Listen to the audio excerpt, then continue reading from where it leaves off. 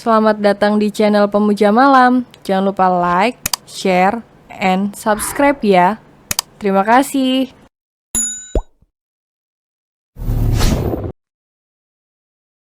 Episode 20 ditolak oleh istrinya sendiri. Tiba-tiba saja Christine datang untuk menawarkan bantuan pada perempuan itu. Karena kepiawaian Christine dalam membujuk seseorang, Els jadi percaya pada perempuan itu dan bersedia mengikuti Christine. "Selamat datang, Tuan," sapa Els ketika melihat Hugo datang. Hugo tersenyum, cukup dengan melihat wajah ceria Els saja. Perasaannya sudah cukup tenang. 1 buket mawar? Tanya Els. Lelaki itu selalu memesan orderan yang sama setiap hari. "Ya," jawab Hugo. Karena sudah tahu kalau Hugo akan datang, sebelumnya Els sudah mempersiapkan orderan lelaki itu. Supaya Hugo tidak lama-lama berada di toko. "Ini orderan Anda," ucap Els seraya memberikan buket bunganya. Hugo terkejut karena orderannya datang dengan cepat. Padahal dia ingin berlama-lama di sana. Dan orderan hari ini dibatasi, jadi Anda tidak bisa pesan lagi. Sambung Els. "Kau menghindariku, ya?" Hugo tidak tahan untuk bertanya. Bukan begitu," balas Els jadi salah tingkah karena ketahuan. "Tidak apa-apa, hari ini aku memaafkanmu tapi..." Hugo mendekat dan mencoba mengelus tangan Els yang di atas meja kasir. "Maukah kau makan malam denganku?" Dasar laki-laki bunga gila. Sekali lagi Hugo ditolak oleh Els. Dia hanya bisa tersenyum getir karena ditolak oleh istrinya sendiri. Dulu Els selalu menurut dan tunduk atas dominasinya. Karena kontrak di antara mereka. Tetapi, keadaan sekarang berbanding terbalik. Karena perempuan itu menolaknya dengan percaya diri, Hugo melirik buket bunga mawar yang dibuat Els untuknya. Bukan, lebih tepatnya karena Hugo yang memesan. Lamunannya buyar karena pintu mobilnya diketuk seseorang dari luar. Hugo menurunkan kaca mobilnya dan melihat Christine di sana. "Apa aku boleh masuk?" tanya Christine. "Masuklah." Hugo merasa tidak keberatan dan membuka kunci mobilnya. Christine segera masuk. Dia cukup jengah karena hubungan Els dan Hugo tidak mengalami perkembangan. Kalau seperti ini terus, hubungan kalian justru akan semakin memburuk sampai Els melahirkan, komentarnya. "Aku sudah mencoba melakukan pendekatan berkali-kali, tapi kau bisa melihat sendiri. Els selalu menolakku," balas Hugo membela diri. "Kau mendekatinya sebagai pelanggan mesum. Bagaimana mungkin Els akan tertarik?" ucap Christine lagi. "Bahkan Els mengira kalau kau memiliki fetis aneh. Yang suka dengan wanita hamil," lanjutnya. "Apa, pelanggan mesum? Fetis aneh pada wanita hamil?" Hugo tidak percaya akan mendapatkan julukan kurang ajar seperti itu. Namun, Bukannya marah, Hugo justru introspeksi pada dirinya sendiri. Mungkin dulu hubungannya dengan Kara tidak berjalan lancar karena ego Hugo yang terlalu tinggi. Dan kenapa sekarang dia baru menyadari hal itu? Bukan karena tidak bisa menjalin hubungan dengan Kara, tapi lebih karena dia tidak bisa menarik perhatian Els. Ternyata tidak semua wanita itu memandang fisik dan kekayaan sebagai patokan. Buktinya Els tidak tergiur dengan penampilan serta kekayaan yang Hugo miliki. Els masih berusaha mengingat kembali hal yang dia lupakan. Dia juga bingung siapa ayah dari bayinya.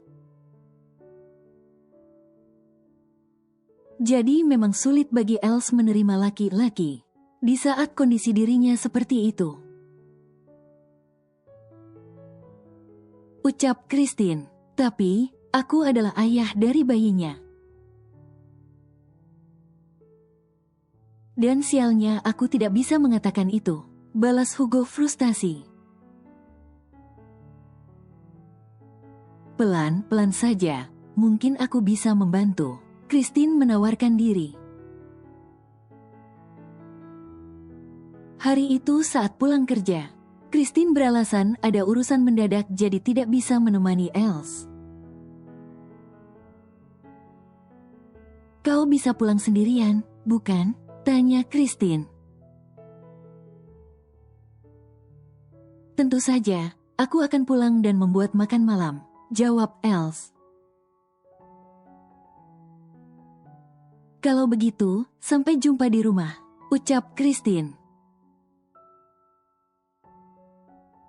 Ya, Els memang tinggal di rumah Christine sementara waktu. Els pulang sendirian dengan memakai bus umum. Dia harus berhemat karena tidak mau merepotkan Christine terus. Padahal setiap saat Hugo selalu mengirim uang dalam jumlah besar untuk Christine. Saat Els berjalan ke halte, lagi-lagi dia tak sengaja bertemu Hugo. Kali ini lelaki itu tampak berantakan, tidak berpenampilan rapi seperti biasanya. Bahkan ada luka di wajah lelaki itu. Jangan peduli, jangan peduli. Els mengucapkan kalimat itu dalam hatinya. Dia akan pura-pura tidak tahu, tetapi hati kecilnya berkata lain. Apa kau baru saja berkelahi? Els akhirnya memutuskan untuk bertanya. Ya begitulah, aku baru saja mengalami perampokan. Dan jadi gelandangan sekarang. Jawab Hugo. Els mengangkat kedua alisnya tidak percaya dengan perkataan lelaki itu. Kalau begitu, aku akan pergi, ucap Els mencoba tidak peduli. Aneh sekali Hugo tidak menahannya, yang membuat perasaan Els jadi merasa bersalah. Padahal dia tidak berbuat apapun. Setidaknya bukankah lukamu perlu diobati? Els membalik badannya, kemudian menunjuk minimarket yang berada di seberang halte. Ayo ke sana, ajaknya. Hugo menganggukkan kepala dan mengikuti langkah kaki Els. Di sana Els membeli obat dan plester untuk mengobati luka. Pakai ini, ucap Els memberikan obat yang baru saja dia beli. Lalu memberikan roti dan minum. Dan makanlah ini. Kau pasti punya keluarga, bukan? Suruh mereka menjemputmu.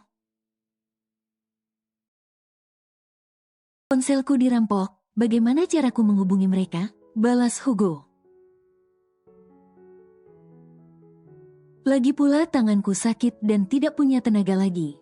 Aku tidak bisa memakai obat dan makan sendiri. Astaga, dia semakin gila. Els terpaksa mengobati luka Hugo. Setelah selesai dia pasti akan segera pulang. Atau akan ketinggalan bus terakhir di halte. Sudah selesai, ucap Els setelah memasang plester di wajah Hugo yang terluka. Ternyata bisa mendapatkan perhatian seperti ini. Hugo harus merelakan wajahnya. Sebelumnya Hugo meminta sang asisten untuk memukulnya dengan keras. Siapa sangka cara itu sangat manjur. Ternyata Els memang berhati lembut seperti tisu. Hugo berharap anaknya kelak akan mirip ibunya. Aku harus pulang, ucap Els seraya memberikan 1 lembar uang. Pulanglah memakai uang itu. Tanpa menunggu balasan, Els langsung pergi begitu saja. Sementara Hugo memandangi lembaran uang yang ditinggal Els untuknya. Dia tersenyum penuh ironi melihat lembaran uang itu. Kenapa aku seperti menurunkan harga diriku seperti ini? Gumamnya.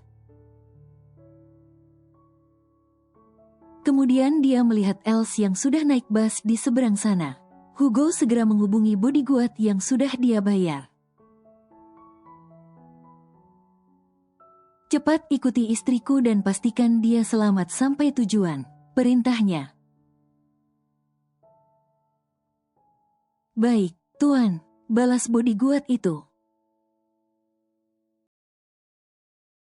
Dia percaya pada bodyguard itu, karena kinerja yang baik selama 1 bulan ini.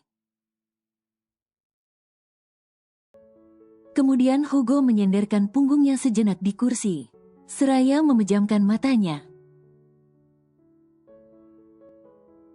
Tak lama terdengar kursi yang sebelumnya diduduki oleh Els tergeser. Sepertinya ada orang yang duduk di sana. Otomatis Hugo membuka mata. Ternyata yang duduk di sana adalah orang yang dia kenal.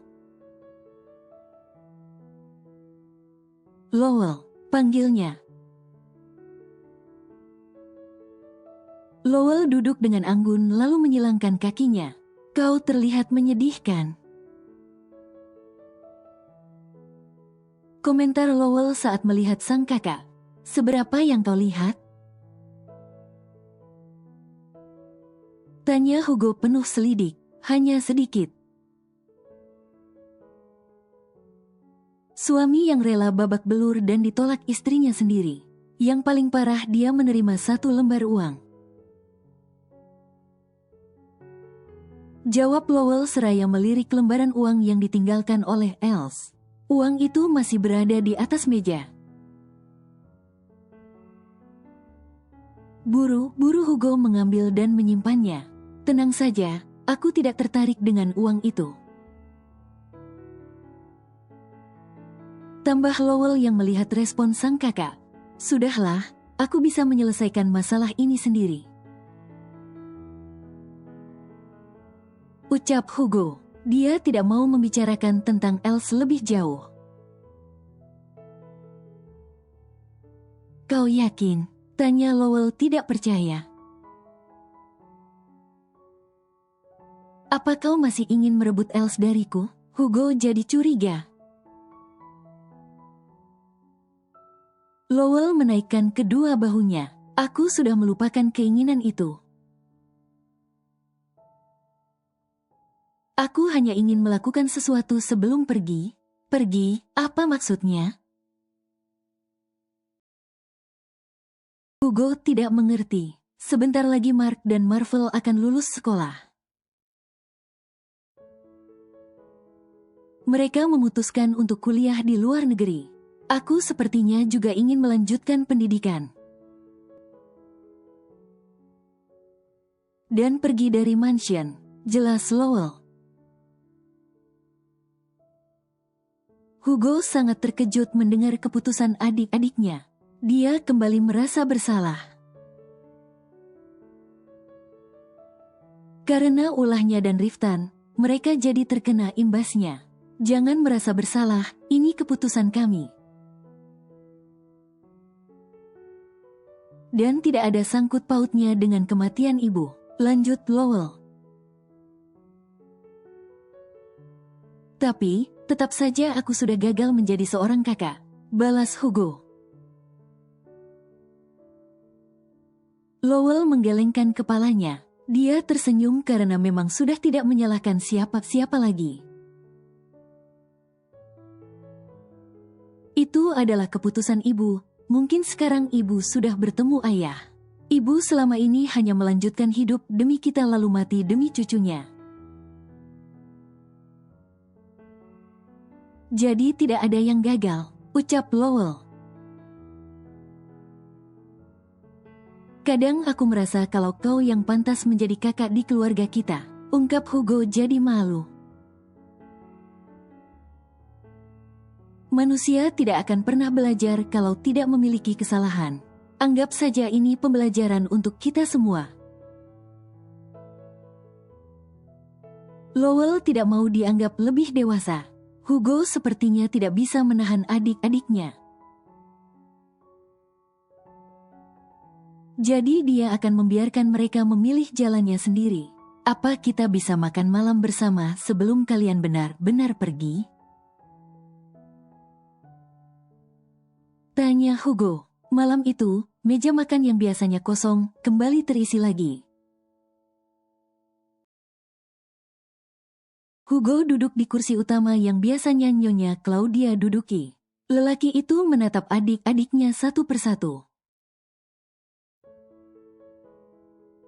Maafkan kakak, ucap Hugo penuh sesal. Mereka semua menatap Hugo tanpa menyalahkan sang kakak. Tidak perlu minta maaf, kami sudah tidak apa-apa.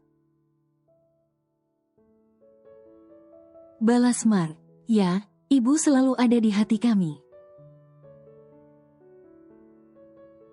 Tambah Marvel, kalian boleh pergi dan melakukan apapun yang kalian inginkan. Ucap Hugo yang tidak mau menahan para adiknya. Sebenarnya yang paling merasa bersalah di sini adalah Riftan. Jadi, setelah makan malam dia meminta berbicara dengan Hugo. Memang benar mereka semua hanya butuh waktu sendiri. Untuk merenung kemudian bertemu. Di saat kepala mereka semua sudah dingin. Beberapa kali Hugo dan Riftan bertemu di perusahaan, tapi mereka hanya membicarakan tentang pekerjaan. Kadang mereka mewakilkan lewat asisten masing-masing. Aku sudah melihat beritamu. Komentar Hugo. Berita mengenai pembatalan pernikahan Riftan dan Laura memang sudah menyebar sampai dimuat di majalah bisnis. Pernikahan mewah itu berakhir dibatalkan. Banyak spekulasi terhadap berita itu. Namun Riftan enggan melakukan klarifikasi. Seburuk-buruknya Laura, Riftan tidak mau mengumbar aib mantan kekasihnya. Biarkan semua orang menyalahkan dirinya. Apa kedepannya tidak akan berimbas pada Kara? Tanya Hugo. Kara sudah pergi dan aku sudah memastikan. Kalau tidak ada berita yang menyinggung namanya, balas Riftan. Kau memutuskan untuk melepas Kara begitu saja? Tanya Hugo lagi. Bukankah itu yang dia inginkan? Riftan mencoba melepas istri singkatnya itu. Cek, jangan berbuat bodoh. Lebih baik kau menyusul Kara. Decak Hugo sebal. Dia tidak mau Riftan melakukan kesalahan seperti dirinya. Kau sudah memanfaatkan Kara. Jadi kau harus bertanggung jawab. Kalimat Hugo itu meracuni pikiran Riftan. Memang lebih baik dia menyusul Kara. Kebetulan sekali Kara akan mengadakan pertunjukan teater. Aku akan membeli tiket, ucap Riftan bergegas pergi. Malam itu juga, Riftan mengemasi barangnya untuk pergi beberapa hari. Tetapi, ketika keluar dari mansion, lelaki itu melihat perempuan yang dia kenal. Meringkuk di dekat pagar mansion keluarga Duque, Laura. Panggil Riftan. Keadaan Laura begitu menyedihkan. Ditambah ada luka lebam di wajah perempuan itu. Sepertinya Laura baru kena pukul.